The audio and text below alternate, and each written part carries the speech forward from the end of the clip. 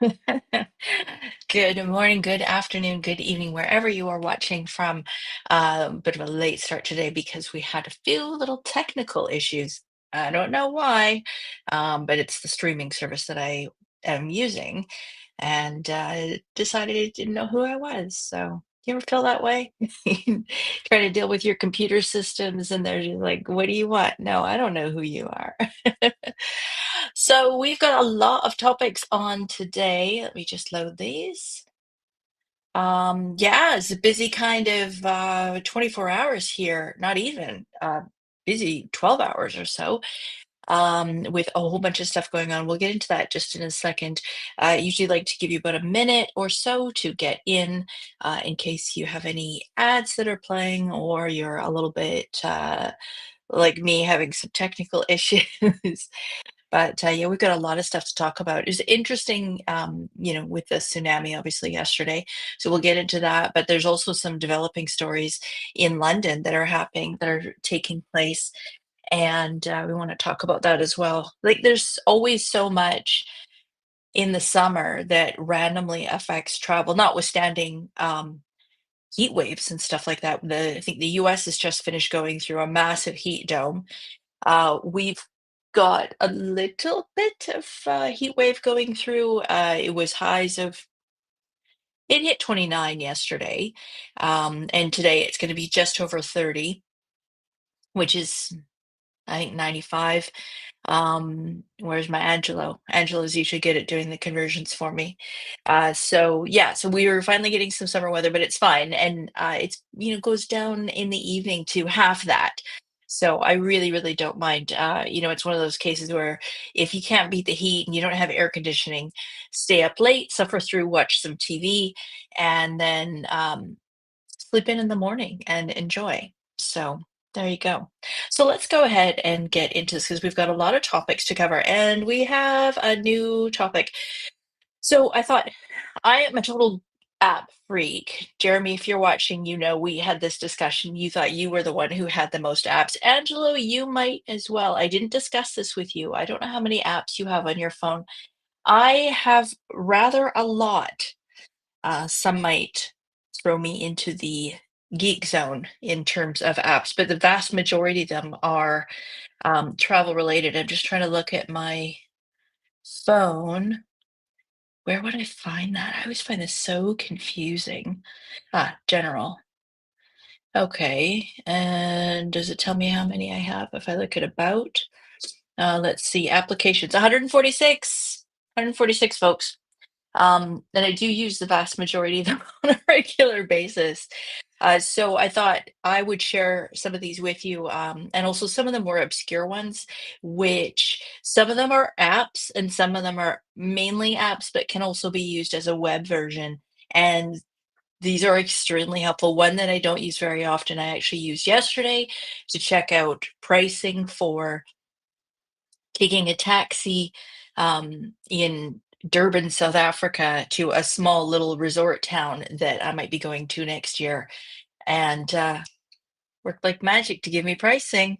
So I will definitely be sharing that with you later. So stay tuned for that. But let's go ahead and get into this. So, yeah, London flights are grounded. There was a massive basically a total systems failure with the radar services. So there's nothing going in or out of London in the UK for the foreseeable future. All flights have been grounded for safety reasons. There it may be some flights for emergency reasons that have to land, so they'll be able to guide them through.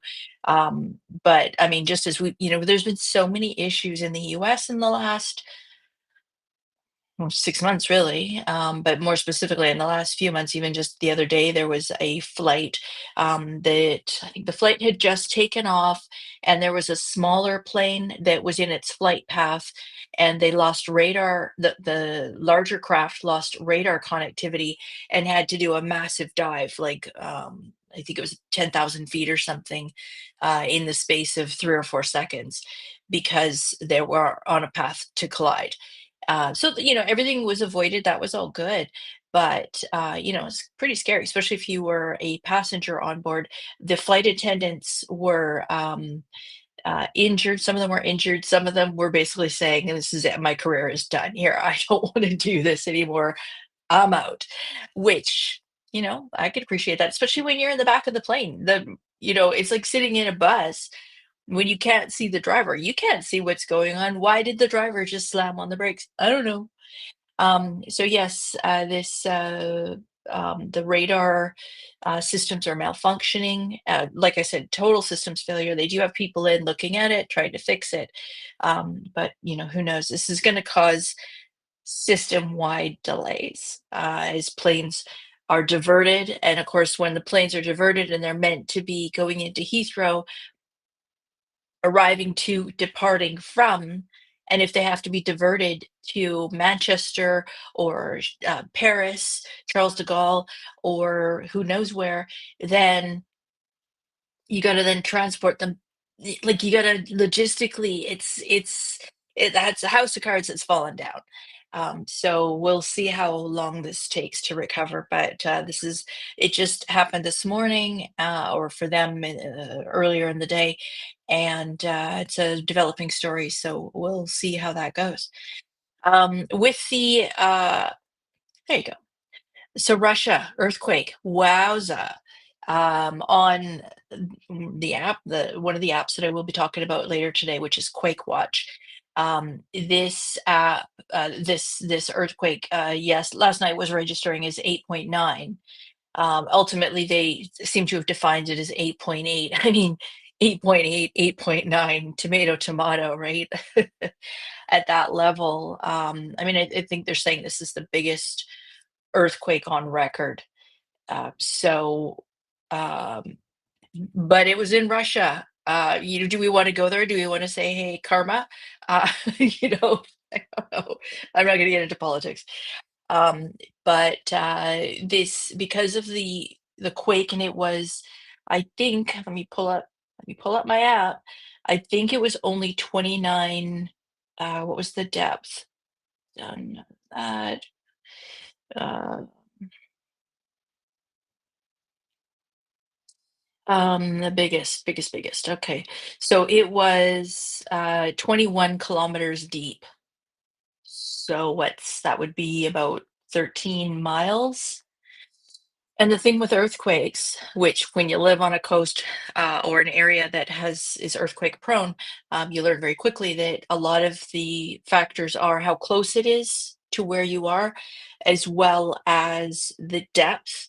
Because if it's very, very deep, then is the same, you got to think distance, whether it's distance this way or distance up and down.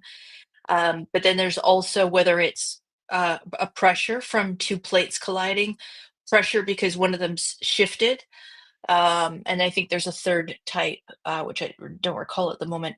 But these basically happened off the coast of Russia, and it caused numerous tsunami warnings. And the warning systems were pretty good. I mean, here in Vancouver, we don't really have to worry about it because we are pretty well protected by Vancouver Island. But nonetheless, there were tsunami warnings that went out pretty much anywhere that's in the water, that's not even near where the earthquake happened.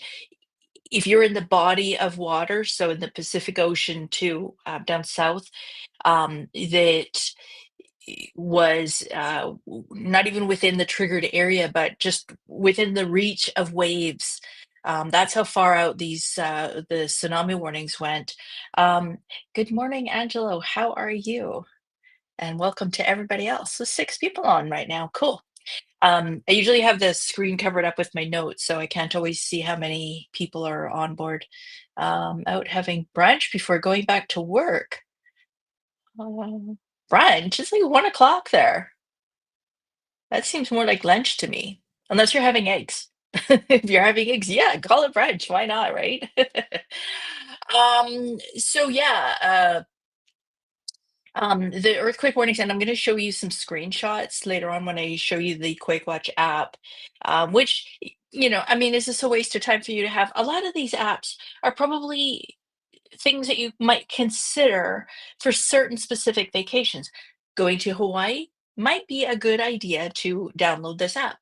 Going to California might be a good idea to download this app. Um, Not that it's really going to do much for you, other than on the QuakeWatch app, it also does show you tsunami warnings. So again, I'll get into that a bit later on. But from Alaska last night, uh, to the BC coast, down to California, areas of Asia, even the South Pacific, they were all issued tsunami warnings because you really just don't know what the ripple effect of this is going to be. Japan saw waves as high as 1.5 meters. So in feet, that's like 5, 6 feet, 5 feet, I'd say. But they were warned that they could have waves as high as 3 meters. And certain parts of Russia did get waves as high as 3 meters. So, then you're talking, so we'll call it 3.5 feet per meter. So 10.5 feet. That's a pretty big wave. And remember, it's never just one. There's and the water, if you've ever seen videos, and they're fascinating, terrifying, but fascinating at the same time, kind of like, you just can't look away. Um, but you can look on YouTube, just look up tsunamis, and especially in Japan, which seems to get hit with them a lot. There are some interesting ones, and you just see the water, this water, not a waterfall, a wall of water that comes in, and then it just sort of stays. It's like all of a sudden this place is underwater now. And it takes a long, long time to get for that water to subside, and that kind of thing. We're out at Wildberry. I have no idea where that is. It's 12:20 p.m. here in Chicago. Oh, you're not on what? You're not on Easter time? I thought it was. Oh, having eggs and pancakes. There you go. Wonderful. Um, so what was interesting during this whole thing is something that I didn't expect. So there was a Norwegian cruise line, a cruise ship that, as you know, the with Norwegian, because of their registry, they are actually able to do cruises that are wholly within the US.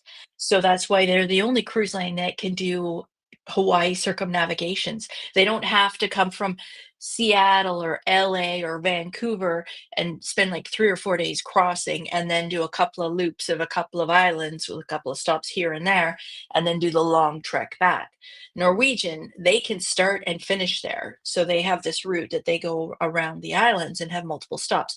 Now, one of the ships was departing from Hilo, Hawaii, and I don't know what time they were meant to be departing, but the tsunami warning, the earthquake had happened. The consequent tsunami warnings are pretty instantaneous after that. And the cruise ship basically said, "Whoever's on board, we're out of here," because they have to leave the port to get to deep water. And I mean, if you think about it logically, that makes sense. If you're if you're hooked up to the deck, the dock, if yeah, then and it let's say a 3 meter wave comes in, like that's gonna whack the ship pretty hard. Probably also because it's a lot shallower there. A lot of damage is gonna happen. Whereas if it's further out to sea, it probably is gonna feel more like a swell. I mean, there's certainly 3 meter swells, 6 meter swells are not unheard of when you're in deep seas in a storm. So anyways, the cruise ship left and there were passengers who hadn't finished boarding yet or hadn't boarded. And so they trucked them off to a local high school on high ground and basically kept them overnight. And the ship is going to make its way back into port today. Um, they've been told that once it's daybreak, that they'll be allowed back into port, and then those passengers can then go down and board the ship and proceed on their cruise like normal. But yeah, quite the interesting situation. Hadn't Since I hadn't really thought about it. I mean, like, why? I know there's been a few TikToks I've already seen from passengers in Alaska, and I mean, yeah, I guess you would think, but there's so many islands in Alaska that there is inherently a lot of protection. Um, But there's one TikTok in particular, and the guy's drinking, I'm gonna guess it's a rum and coke, and it kinda goes like, "Oh, what do you do when there's a tsunami warning and you're on an Alaska cruise?" And he takes another sip of his drink, and he's like, you know, and really, like, what are you gonna do? Know? So, but yeah, no issues, no damage, whatever. But I mean, I've got an Alaska cruise coming up. Tammy and I do. So, knock on wood, nothing happens. But as I say, in Alaska, you've got a lot of islands to cause the water to divert, which again is the reason why here in Vancouver we're pretty safe. Seattle, to a certain extent, yes. Portland, not so much. Well, not Portland, but the coast of Oregon. I mean, I've driven through there. It's a beautiful area. If you ever get the chance, Cannon Beach, and I forget the other ones, but Cannon Beach in particular is eclectic and weird and beautiful. But everywhere you look, there's signs that say, tsunami warning area. And when you drive into that area and you have no clue, probably best to figure out what to do in that scenario. Same like when we were in Hawaii, we rented a car and we were driving around the island, and I didn't know that once a month or something they do a test of the sirens. Makes sense? Sure. Um, this happened whilst I think it was just after I passed one of these, again, odd to me, signs that says tsunami warning area or tsunami disaster area. Um, and just after passing this, these sirens start going off, and we're like, what? And the radio, we were listening to the radio, and the radio announcers were local, and they were just carrying on, talking about what they were talking about, and this song, and this singer, and whatever. So it's like, okay, I think we don't need to worry, but I'm like looking all around. What's everybody else doing? I don't see anybody running. I don't see anybody driving immediately up any hill. So I figured we're okay. But that's on my part, like my fault. I should have checked it beforehand. If you're going into an area where there is that potential, just know, like, what do you do in an emergency? No different, folks, than when you get into a hotel. Does anybody even look at the back of the hotel room door to see where your nearest exit is? I mean, half the time thumbs up if you do. Thumbs up if you, when you get to your hotel room, if you look at the emergency evacuation point and see where the safety gathering area is, your muster point. Thumbs down if you don't. If you're just like, if it's my time, it's my time. Um, I'm curious. I am curious. Moving on. So, reading retreats, changing subject completely to something a little bit less dramatic. Although I like the dramatic, you probably get this by now, right? Reading retreats. So, one of there's an author, a Canadian bestseller. His name is Jonas Saul. I've never read any of his books. Tammy, you read a lot. I don't know if you have, but in during the pandemic, he started, or as the pandemic was ending, he started hosting literary getaways, and the idea was to have like-minded people traveling together, maybe reading the same books. But the whole idea was just to do a retreat that was, you're paying for a nice vacation, sort of with the acceptance that you're going to spend it reading.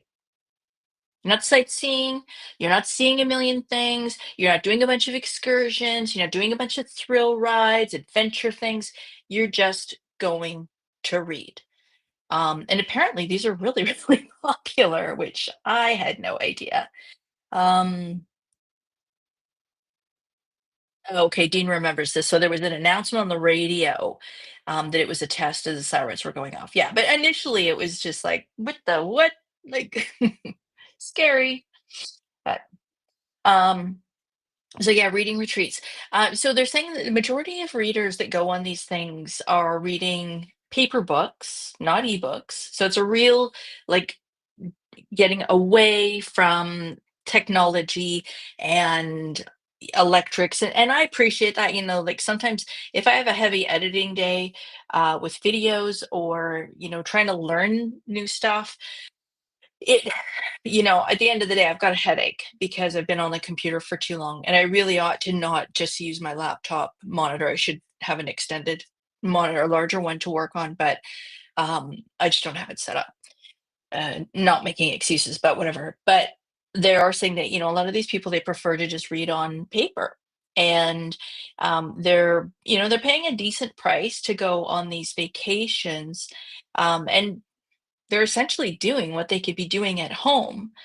But and maybe this is the psychology of it, because they're on vacation, it's guilt-free. It's sitting in your backyard or on your balcony or in your living room and, reading, flipping the page and looking up and going, "Oh, I see a spider web. Oh, I should go and clean that." Or, "Oh, look at the sun streaming in the window and look at how dirty it is. I should go and clean." If you're on vacation, you're not going to be cleaning your hotel room. So perhaps that's part of the reason for it. They're also focusing these trips on different sort of themes. So some of them are focusing on female fellowship, and that does seem to be I mean, look at the book club, the movie, the book club. I think it tends to be more of women who do book reading clubs.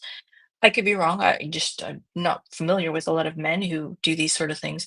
But they're also doing trips where they're pairing specific novels with the story's destination or the general geographical location.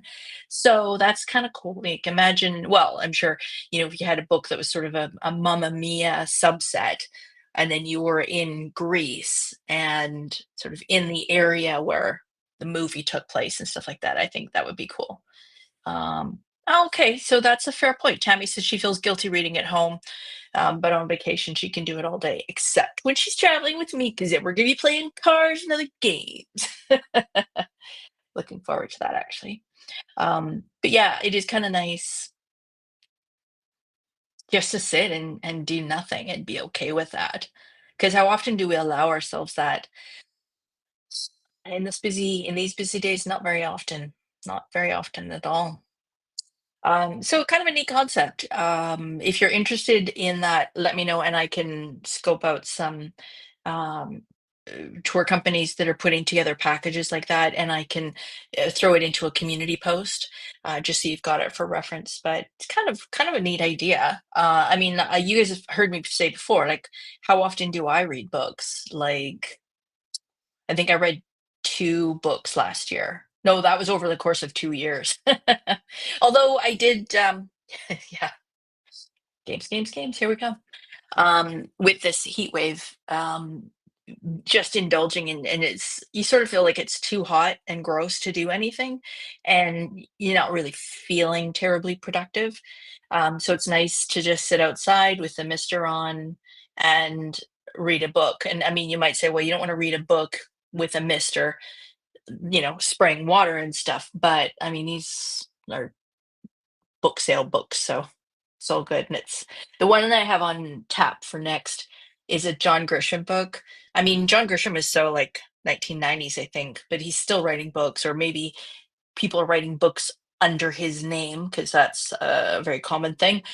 But they're easy reads, so it's sort of like what's the name of the guy? Oh, Jack Reacher. I mean, the story's all the same. It's just different guys that he's beaten up, and but at the end of the day, they're all just action stories. But nonetheless, they're fine. But they're easy reads, and on a hot summer day, sometimes it's nice just to sit and you know while the time away and relax. So that's what's going on with that.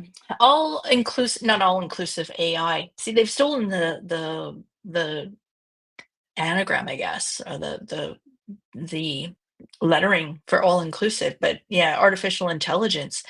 So Delta Airlines has started doing this. Currently, they've got a trial for about 3% of their flights, where they're using AI to determine how much to charge you. So there's a lot of factors going into it, but basically what they're doing is they're taking a look at, for example, how often you're searching, what time of day you're searching. where your IP address is geographically located, all of this kind of stuff, and then also sort of guesstimating, maybe looking at others, depending if it's putting cookies on your computer, it might be checking other sites that you visit. I'm not a tech person, Angelo. We probably need to do a segment with you on that kind of thing. As well, just a little sidebar. I have talked to Angelo briefly about, because he does tech stuff, about coming on and talking about tech security, and specifically hotel Wi-Fi or Wi-Fi in public places, and what people can access and how difficult it is. Not that he's a hacker, he's on the good side, I think. Just teasing. Um, but yeah, just being aware of some of that stuff, because like, for those of us who kind of had a basic understanding of all this tech stuff before, it's getting deeper and deeper and deeper, and I think a lot of us are kind of getting lost on it and just going, well, you know, again, if it's my time to get hacked, it's my time. But there are some pretty basic things that you can do to prevent it. And also, with respect to this AI pricing, like I said, right now it's only 3% of all of their flights that they're pricing this way. So it's not static pricing. They're not saying if you want to fly from LA to New York, it's going to cost you $375, or from $375. They're saying it might charge as little as 300 for one person, or it might charge as much as 450 for the next. Do we really and how can we as consumers take that control back? And I'll get to that in a second, because there are a couple of things you can do.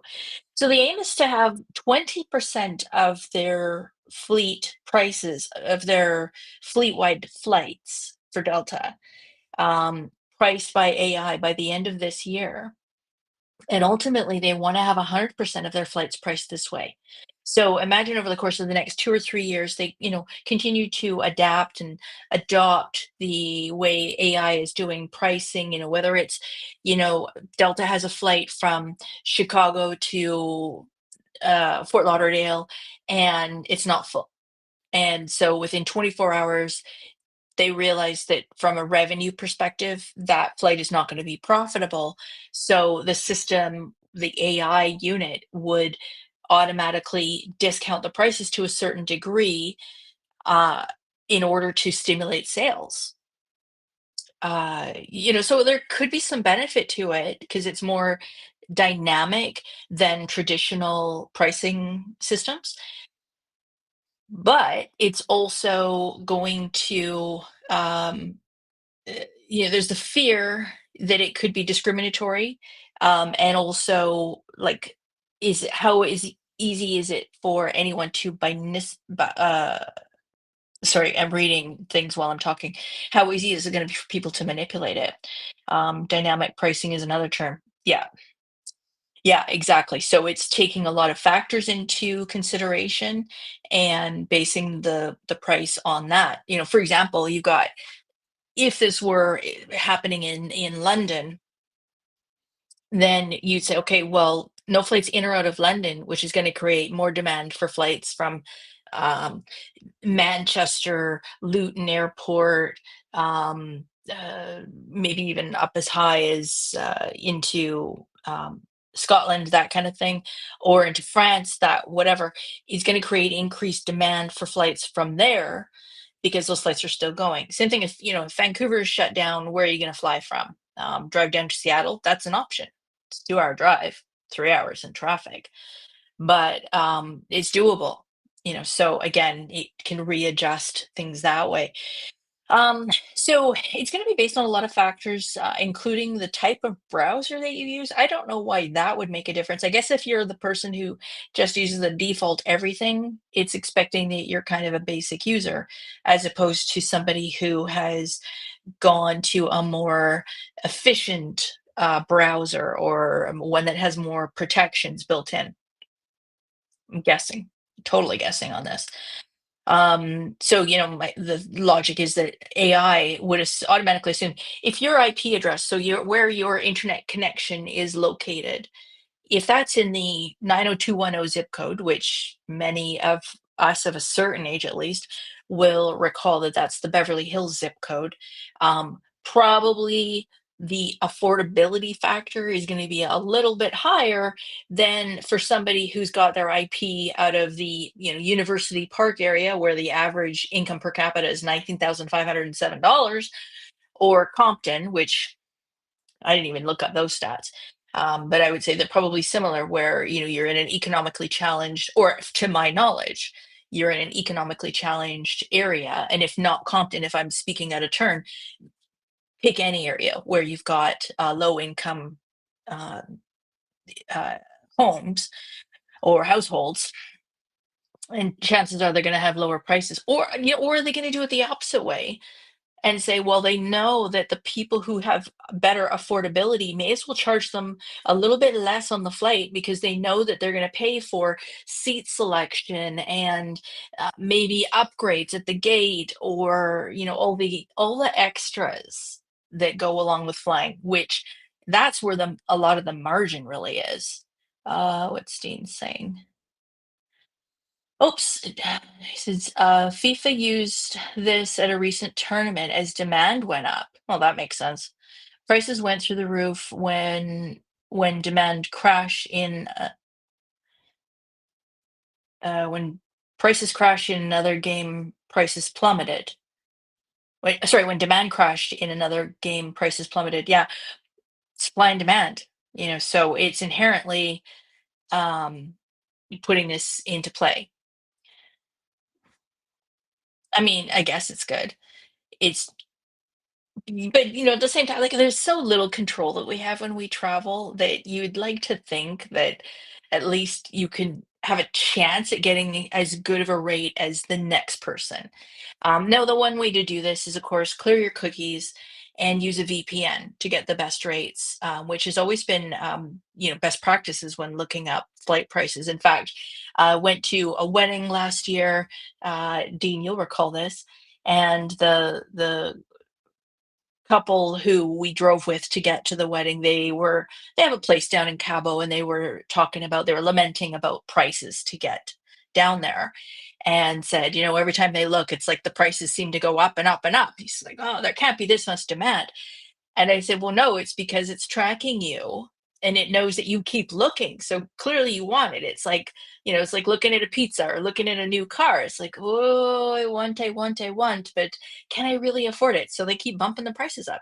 So I said, well, basically use a VPN or use like an incognito browser and then look it up. And sure, whatever, went on to the wedding, had a good time, blah, blah, blah. And then I found out a couple weeks ago, I got word back that they had booked their flight, and I think they saved $300 on the flights because they did exactly that. They used a VPN or an incognito browser, and the price had gone way down. So, oh, okay, so I'm not reading this right. Okay. So he said the prices went through the roof when demand crashed in another game. I don't know what you're saying though. Like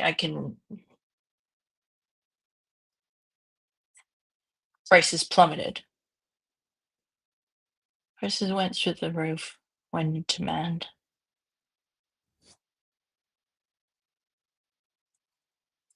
That's as good as I can get out of that one. I don't know. Anyways, I think we all get the idea. It's basically, again, supply and demand. If there's demand, they know they can charge more. So there you have it. Um, oh, okay. I'm sorry, this is one of my pet peeves, but dollars versus pesos. This to me should be obvious. Should be obvious, but this forever is an ongoing. Yeah, okay. Yeah, I'm done. I don't know. I'm done. I'm sure I can figure it out. Um, with dollars versus pesos, and whether that's dollars, US dollars versus Mexican pesos, or US dollars versus Dominican pesos. So I was recently in one of the Facebook forums for the Rio Palace Bavaro in Dominican Republic. And somebody posted in the group and said they're traveling from the UK and they wanted to know if they should transfer their UK pounds into Dominican pesos, sorry, or if it was better to transfer them into US dollars. So think about it. Just think, like, put all your automatic thinking aside. So they're in the UK and they're going to the Dominican. So should they transfer for their spending money and their tip money? Should they transfer it from this country's currency to this country's currency? Or is it better to pick a random third country and transfer it to that? If you look at it that way, the answer is pretty clear. You want to transfer and use the money of the currency of your destination. So of course I commented and said, no, been saying the same thing for years. Wherever you're going, that's the currency that you use, ideally. I mean, you can tip in any currency. Nobody's going to say no. If you give a person a flower as a tip, or a folded napkin that's folded into a flower, or origami elephant, I don't know. You can give them anything and they will be gracious and they will be appreciative, because at least you had the thought to thank them, to appreciate them. Functionally, though, and more so in the Dominican, where, Mexico's a little bit more flexible when it comes to using US dollars, because there's a much, much higher percentage of Americans who live in Mexico compared to in the Dominican Republic. Um, but if you're going to either of those places and you tip them in foreign currency, what are they going to do with that money? In Mexico, they can take it to the shops and they can get an atrocious interest rate or conversion rate, or they can stand in line and buy groceries and be that person that's got, for $16 worth of groceries, 16 $1 bills that they have to pull each one out and inspect to make sure there's no rips or tears, or notes on, like, a lot of people will write on US dollar bills. That's fine if you're in the US. If you're in a foreign country, it makes them no longer legal tender. Think about that. From my bank, really, really annoyed when I asked them for foreign currency and they give me ripped bills. Well, I had one that had a hole punched, just like a hole punch. A hole was punched in the center of the dollar. I don't even know. Maybe that's a thing for drugs or something. I don't know. It was unusable. I couldn't give it to anybody because what are they going to do with it? And I mean, ultimately, they can trade it for a clean bill, a bill in good condition, but that's about it. And in the Dominican, it's even worse because they don't have as many currency conversion places. It's much, much harder, and most of their shops just won't accept, like grocery shops and stuff like that. They're not going to accept US dollars unless you're in a, like, serious tourist area. And think about it. When's the last time you went to Punta Cana? And other than going to the shop by the Blue Mall near Cap Cana, uh, how many times you walked into a grocery store? And if so, how many signs do you see that say US dollars accepted here gratefully, happily? So it was interesting on this Facebook group, and I commented and said, of course, and tip in local currency. That just makes common sense. And there were so many people that said US dollars, they love US dollars, they want US dollars. Why would they want US dollars? Are they going to frame them, stick them on the wall? Like, it's not a souvenir. And interestingly enough, one of the people in the group is somebody who works for a local tour operator. So he lives in the Dominican. He works for a tour company. So he's used to dealing with American tips and tours. And he said, you want to tip us? We are grateful. US, Canadian, euros, pounds, we are happy. We'll make it work. What's functional for them is tipping in local currency, because as he said, if we want to buy groceries or pay bills or get gasoline or any of that stuff, buy food on the way home, they're doing a takeaway dinner, they've got to use local currency. So I don't know. It was interesting. I was really appreciative that he spoke up as somebody who lives in that place. Because often it's us, tourists who are saying, "Well, we think that they want this because we know, even though we don't live there." Yeah. Anyways, I'm off my soapbox. Moving on. But let me know if you agree. Do you agree or disagree? I mean, if you were going to the UK, as a Canadian, would I take American dollars? No. If you're an American going to the UK, would you think, well, Canada is part of the Commonwealth, so I should be able to take Canadian? Just saying. Okay, app time. So I did talk about this a little bit at the beginning. So with the earthquake last night, one of the first things that I always do if I feel an earthquake or if I've heard of an earthquake, the first thing I always do is actually turn to that app. This is what the logo for it looks like. And if you are on an Android, I don't know. All I'm going to talk about is iPhone, and I'm going to talk about that because that is what I think 60% of users have worldwide. So if you have a Google phone or a Huawei or whatever, I don't know, then look it up and it may or may not be available. But I'm speaking to the majority of the iPhone users on this, and probably it's similar. Also, a lot of these things can be seen online as well. So for this one, this is what showed up actually, this was this morning. So it's interesting because with this app, you can sort it so many ways. So in the first tab, or actually the second one, not the latest, but in the biggest, you can see, um, excuse me, where it's showing you the biggest earthquakes listed in descending order. And as you can see, Russia's had quite a few quakes, and that's totally normal. If you're ever concerned about going to a place and thinking, well, what if they have an earthquake or whatever, just know they probably have, like here in Vancouver, in British Columbia on the coast, we probably have 100, maybe 200 every single day. Most of them aren't felt, most of them are too far away. But it's just normal activity. uh so don't, like, if somebody says, oh, there was an earthquake, unless it's a major one, like even here, anything that's less than a 4, kittens, unless it's like right underneath you, then of course you're going to feel it like a dump truck going by. When we were in Huatulco the first time we went, I knew that that was the area in Mexico that is most prone to getting earthquakes.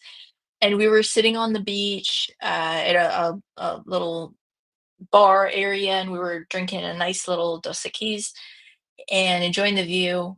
And it literally, and we were on our, like, it was really hard to access. Is kind of the point where the cruise ships come in, if you've ever been to Huatulco. But it's this little, like, outreach of sand, and there's not like a road that goes by or anything like that. It's kind of tricky to get into, but it's basically like one way in, and then that's where this area of the beach is, and that's where these bars and restaurants are. And it felt like a big truck, and I know that because I have construction trucks that are going by all the time. When you have a really big one that goes by, and it's like you can hear the thump, thump, thump, thump, thump, and the ground kind of shakes a little. And this is what it felt like. And I looked around, everybody else is looking around, especially the locals, and they're like, "Whoa." And of course, then it sunk in, it was an earthquake. So I pulled up the app, and it took a minute or two, and then it eventually showed up, and it was, I forget how high it was, but it shows you geographically where it happens and all that kind of stuff. So it's quite interesting. So if we go on the top, you can see there's the next one, which is the closest. This is to wherever you have it set as your default. Uh, is it? No, this is the closest to wherever you, no, this is the closest to wherever you set it at as your home base. And then on the next one, you can change it to closest. So when you change it to, or sorry, nearest, the distinction between those, and you can go, I'll show you in the next page, next couple of pages where you can change that. So for this one, I had this set for Cabo, and you can change, so you can move it around and stuff like that. So if you're going to Juneau, Alaska on a cruise, you could change it and have that be your nearest set point. So it would show you any quakes in that nearby area. And it'll show you, just whatever is closest. It'll show you by most recent and by highest and stuff like that. And then you can delve into it on the bottom down here. You can see there's a bunch of different options as well. And there's the one that looks like a tsunami. And that's where we get into the warning systems. And so you could see that we're like lit up. That was even from this morning still, where there were just a bunch of warnings. And some of them had changed to advisories. You can see these two are down to advisories. And then over here, you can see as far as Papua New Guinea, that, 0 to 1 meters. Um, and then this is one that just was showing down a little bit further, American Samoa, Pitcairn Islands, so like uh, these went quite a ways. And then also in the next one, you can see even like Russia. Russia was pegged at 3 meters. Costa Rica was pegged at 1 to 3 meters. Panama up to 1 meter. So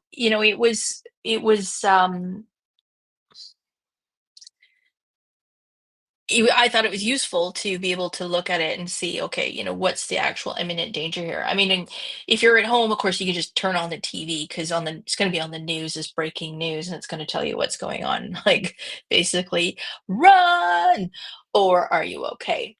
Um, but yeah, so that's definitely something that's useful. Also, currency. The currency one, I've shown you this before, and this is as simple as using your calculator, at least with the iPhone. So again, you can set it up to show you different comparisons of currency. This works offline, and so one of the comments, and I can't disagree with this one, justifying that people in Dominican prefer to have US dollars um for tips is, and I'll just do this right now, DOP is Dominican peso. So let's say you go out for food or you're buying something and you want a tip. So let's say you go and have beers at some beachside restaurant and it comes to 25 bucks and you decide you want a tip. Well, they're going to give you the bill. Well, you're actually not going to show, it's not going to show you the bill as to what your current currency is. So you're going to say, okay, so you ended up having the equivalent of 1,000 pesos worth of beers. The exchange rate's not great. Actually, let me change this to US dollars. USD. There we go. Okay. So sorry. So in US, that's 1,500 Dominican pesos. So Dominican pesos, you convert it back. You're like, I don't know. And if you don't have a converter, you don't have a calculator, you're probably like, because I think if you take it as one, no, let's do it the other way. Okay, so $1 equals roughly 61 pesos. I don't know about you, but after 2 beers, trying to figure out what $1,200 is, okay, let's call it something odd. Let's go with 1,400 Dominican pesos. You want a tip, that's easy, 20%, fortunately that's 28, 280 pesos. But what effectively is that in US? And then you'll probably convert for you. I know in Mexico, they're really good at this. On the receipts, they'll usually say how much it is in US dollars. And they'll usually say as well, 10, 15, 20%, and what that is in US dollars. So you don't even have to do the thinking.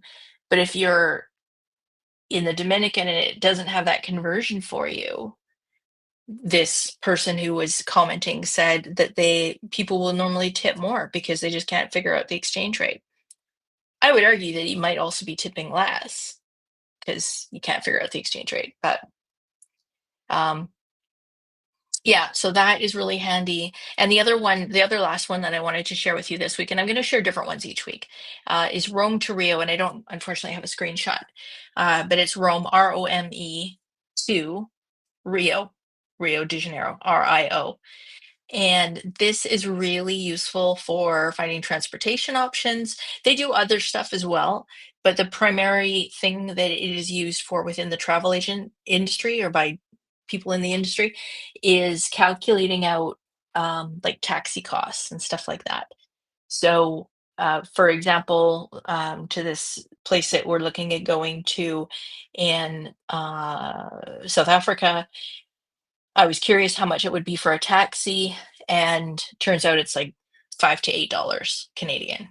So, uh, and like a 15-minute ride, 12, 15-minute ride. So useful to know if you're going somewhere a little bit more off the beaten track, um, or or you just want to compare. I mean, of course, you can look at Uber if there's Uber there, and you just change your starting destination, starting location to wherever, whatever airport you want it to be, LAX to, for example, the Long Beach Residence Inn, and you can see how much it would be. Just bear in mind you want to check it at the same time for them where they're in their destination as to when you'll actually be using it.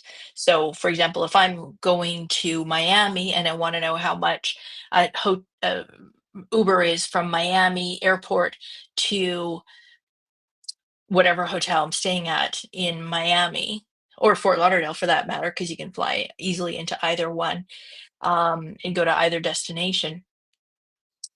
Make sure that when you're doing it, you're factoring in the time change. So for me, being 3 hours later, if I'm flying into Miami at 3, I want to be checking that at noon BC time or Pacific time so that I make sure that I'm getting the right factors of traffic and stuff like that taken into consideration. Of course, this will change on a day-to-day basis, but that's one way to check it. But like I said, Rome to Rio, check that out, especially if you're going to Europe. It's really, really useful for that, just to figure out how to get around. And if you're taking a cruise, Dee Dee or John, and you want to know how much it would be to take a taxi from the airport to your hotel before the cruise, then you can easily find that out. So, like I said, Rome to Rio, ROME number two, Rio, RIO, and it's handy. And like I said, there's a website you can use on there. So there you have it. 3 new apps for you that maybe you knew or didn't know. So hopefully you found that useful. And if you haven't already done so, go ahead and hit that like button. And if you haven't already subscribed, please subscribe. And we're going to wrap this up. Thank you so much for tuning in today. I hope you guys have a great week. Great week. I hope you have a great day. And we will see you again next Wednesday. So have a great weekend. Enjoy the first week of August. And we'll see you next Wednesday. Bye for now.